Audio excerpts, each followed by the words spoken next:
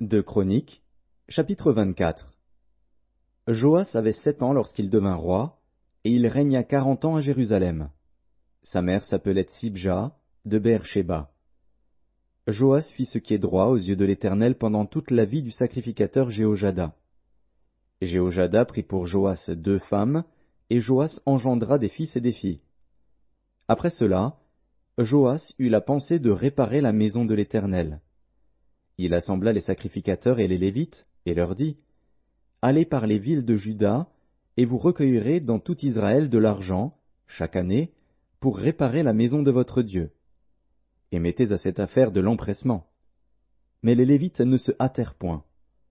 Le roi appela Jéhojada, le souverain sacrificateur, et lui dit, « Pourquoi n'as-tu pas veillé à ce que les Lévites apportassent de Juda et de Jérusalem l'impôt ordonné par Moïse, serviteur de l'Éternel, et mis sur l'assemblée d'Israël pour la tente du témoignage? Car l'impie Athali et ses fils ont ravagé la maison de Dieu et fait servir pour les Baals toutes les choses consacrées à la maison de l'Éternel. » Alors le roi ordonna qu'on fît un coffre, et qu'on le plaça à la porte de la maison de l'Éternel, en dehors.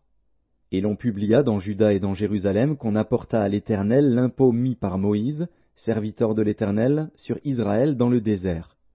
Tous les chefs et tout le peuple s'en réjouirent, et l'on apporta et jeta dans le coffre tout ce qu'on avait à payer. Quand c'était le moment où les Lévites, voyant qu'il y avait beaucoup d'argent dans le coffre, devaient le livrer aux inspecteurs royaux, le secrétaire du roi et le commissaire du souverain sacrificateur venaient vider le coffre. Ils le prenaient et le remettaient à sa place. Ils faisaient ainsi journellement, et ils recueillirent de l'argent en abondance. Le roi et Jéhojada le donnaient à ceux qui étaient chargés de faire exécuter l'ouvrage dans la maison de l'Éternel, et qui prenaient à gage des tailleurs de pierre et des charpentiers pour réparer la maison de l'Éternel, et aussi des ouvriers en fer ou en airain pour réparer la maison de l'Éternel. Ceux qui étaient chargés de l'ouvrage travaillèrent, et les réparations s'exécutèrent par leurs soins. Ils remirent en état la maison de Dieu et la consolidèrent. Lorsqu'ils eurent achevé, ils apportèrent devant le roi et devant Jéhojada le reste de l'argent.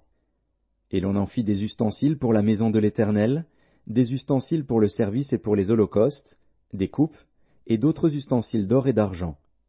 Et, pendant toute la vie de Jéhojada, on offrit continuellement des holocaustes dans la maison de l'Éternel.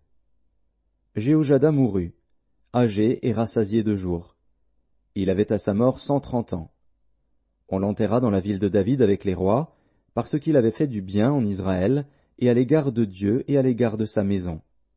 Après la mort de Jéhojada, les chefs de Juda vinrent se prosterner devant le roi. Alors le roi les écouta. Et ils abandonnèrent la maison de l'Éternel, le Dieu de leur père, et ils servirent les Astartés et les idoles. La colère de l'Éternel fut sur Juda et sur Jérusalem, parce qu'ils s'étaient ainsi rendus coupables. L'Éternel envoya parmi eux des prophètes pour les ramener à lui, mais ils n'écoutèrent point les avertissements qu'ils en reçurent. Zacharie, fils du sacrificateur Jéhojada, fut revêtu de l'Esprit de Dieu. Il se présenta devant le peuple et lui dit, « Ainsi parle Dieu. Pourquoi transgressez-vous les commandements de l'Éternel? Vous ne prospérerez point, car vous avez abandonné l'Éternel, et il vous abandonnera. » Et ils conspirèrent contre lui, et le lapidèrent par ordre du roi, dans le parvis de la maison de l'Éternel. Le roi Joas ne se souvint pas de la bienveillance qu'avait eue pour lui Jéhojada, père de Zacharie, et il fit périr son fils.